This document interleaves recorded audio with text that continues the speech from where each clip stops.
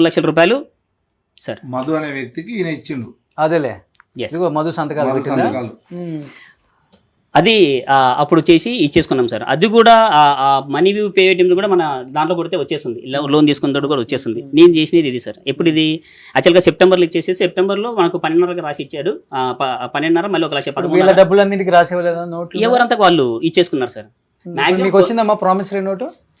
ఎవరికి promise note ఇవ్వలేదు, వాళ్ళు ఏం వేయలేదు సార్. కంపెనీకి ఇప్పుడు ఒక డైరెక్ట్ అబ్బాయి తీసుకొని వచ్చాడే 2 రూపీస్ ఇంట్రెస్ట్ రేట్ వచ్చిందని. ఇప్పుడు ఫస్ట్ లో 2 months 3 months మీకు ఇంట్రెస్ట్ రేట్ వచ్చిందా? ఇవన్నీ ఉన్నాయి సార్, డాక్యుమెంట్స్ అన్ని ఉన్నాయి. మొత్తం ఎన్ని కోట్లు ఇచ్చారు? అన్ని ఇది 10 కోట్ల 15 కోట్ల 20 సార్, ఇక్కడ మీరు last ఇచ్చింది వచ్చేసి- అంతేనా?